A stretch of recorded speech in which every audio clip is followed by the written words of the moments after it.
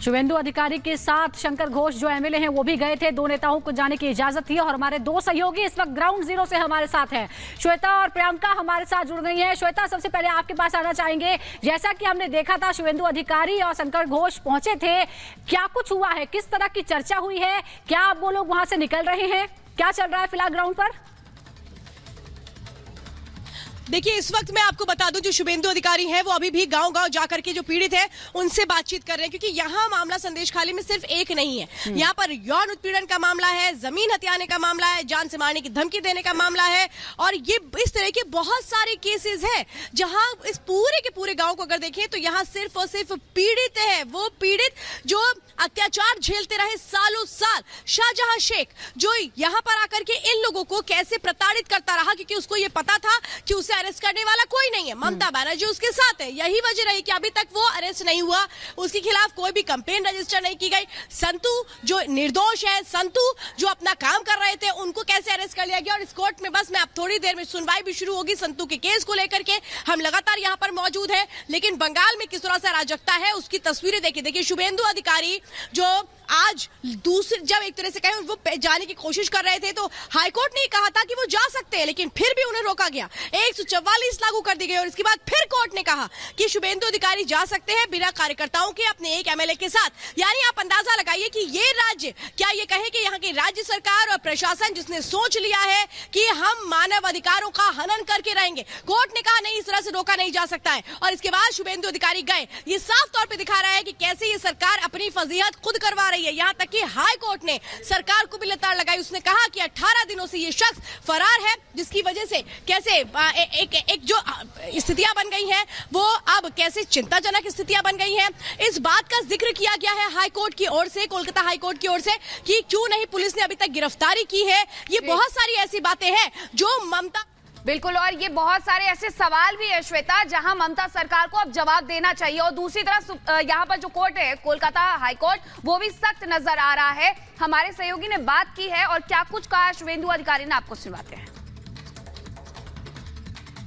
शुभेंदु अधिकारी जी यहाँ पर पहुंचे, सर आप लोगों के बीच यहाँ पर पहुंचे, इन महिलाओं की समस्या जी तो बताइए सर, लोग आके महिलाओं से बात करिए, आप बता रही हैं उनके दर्द को लगातार उठाया जाएगा, क्या कुछ आपके सामने महिलाओं ने बातें रखी? 12 साल से लोग को ऊपर फिजिकल टर्चर भी हो रहा है। ममता जी मुख्यमंत्री होने के बाद एक भी वोट डालने नहीं दिया गया है। यहाँ सीरिया से भी खराब सिचुएशन 10 सालों से कहा जा रहा है कि महिलाओं को 10 साल से भी ज्यादा इनको उठाकर ले जाया जाता था, ये चेक करा था। आप पूछ लीजिए। आपने अभी लोगों से बात की, आपका नंबर ले रहे, क्या लिखित में क्या ले रहा, पेपर में जो लिख कर दे रहे थे?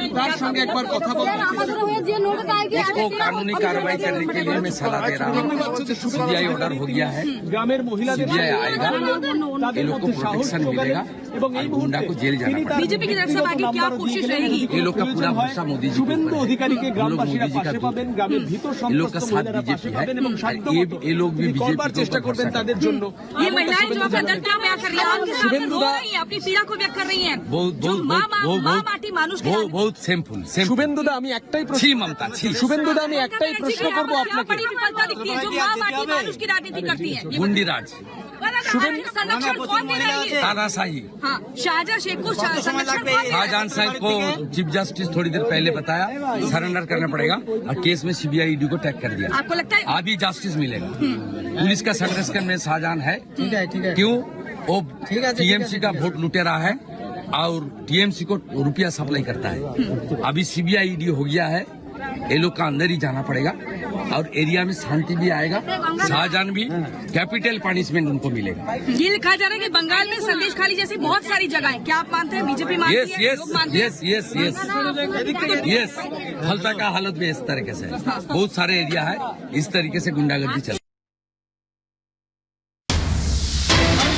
बड़ी खबर आपको बता दें, सिविल सोसाइटी ने बनाई है fact finding committee. Committee Sandeshkhali जाकर मामले की जांच करेगी। कमेटी में पूर्व न्यायाधीश और पूर्व आईपीएस आईएएस अफसर शामिल होंगे। 24-25 फरवरी को जांच के लिए जाएगी ये कमेटी। ये इस वक्त की बड़ी खबर आपको बता दें, फैक्ट फाइंडिंग कमेटी। तस्वीरें हम आपको दिखा रहे हैं, सिविल सोसाइटी की फैक्ट फाइंडिंग कमेटी जो कि जाकर जांच पड़ताल करेगी और जानने की कोशिश करेगी कि आखिरकार संदेशखाली में आखिर क्या हुआ है। कमेटी में पूर्व न्यायाधीश, पूर्व आईपीएस और आईएएस ऑफिसर होंगे। 24 और 25 फरवरी को जांच के लिए ये कमेटी जाएगी, संदेश खाली का दौरा करेगी, महिलाओं से मुलाकात करेगी। और ये तस्वीरें भी आपको दिखा रहे हैं शुभेंदु अधिकारी जो आज पहुंचे हुए थे, यहाँ पर महिलाओं से मुलाकात की है। वो जब वहां एंटर करते हैं तो किस तरीके से महिलाएं उनके सामने आकर के अपना जो दुख है, जो पीड़ित महिलाएं हैं, वो बताते हुए नजर आई थी। सुजाता, बिल्कुल, तो कई लेवल की जांच की तैयारी चल रही है और सिविल सोसाइटी के सदस्य जांच करेंगे। हमारी सहयोगी श्वेता त्रिपाठी हमारे साथ लगातार बने हुए। श्वेता, हम देख रहे हैं एक तरफ एसआईटी के गठन की मांग हो रही है, सीबीआई जांच की मांग हो रही है और अब सिविल सोसाइटी की एक टीम होगी जिसमें पूर्व जज होंगे, पूर्व आईपीएस आईएएस अधिकारी होंगे जो इस मामले की जांच करेंगे।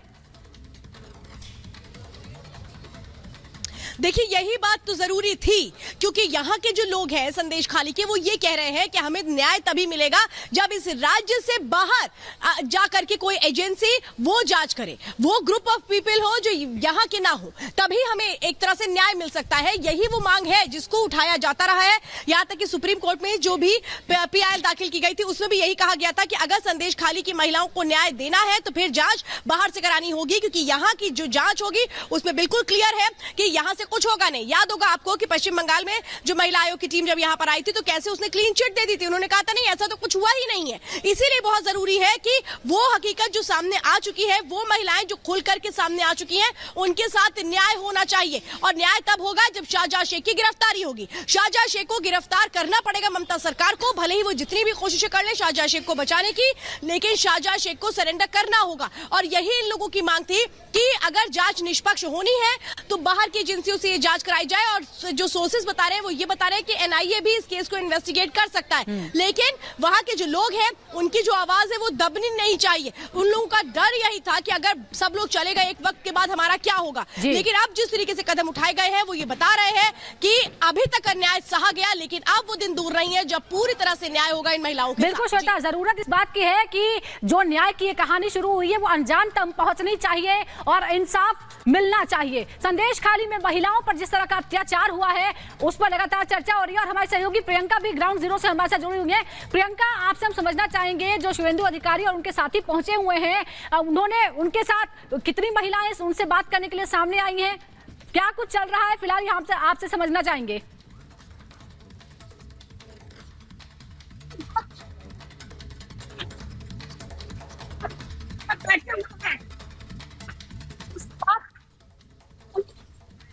प्रियंका, हम आपके पास लौटेंगे। देखिए, तस्वीरें हमारी सहयोगी प्रियंका आपको दिखा रही हैं जहां पर शुभेंदु अधिकारी और जो एमएलए हैं शंकर घोष वो पहुंचे हुए हैं पीड़ित महिलाओं से बात करने के लिए। कोशिश है कि ज्यादा से ज्यादा महिलाओं को सामने लाया जाए, उन्हें ये सुरक्षा महसूस हो, वो अपनी बात सामने रख पाए।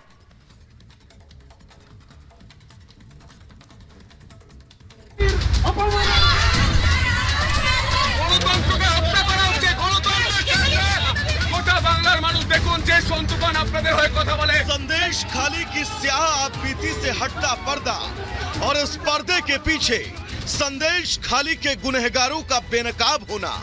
फहरिस्त बहुत लंबी है और इस लंबी फहरिस्त में मां माटी मानुष के वो रहनुमा भी बेनकाब हो रहे हैं जिन्होंने संदेश खाली को सालों से अपनी गिरफ्त में रखा।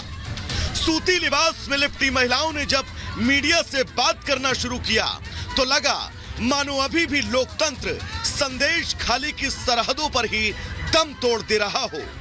पार्टी ऑफिस में लेकर कर लड़की को ज़्यादा बैक टच गुड टच कर रहा था, उसको मेरा साथ खराब व्यवहार था।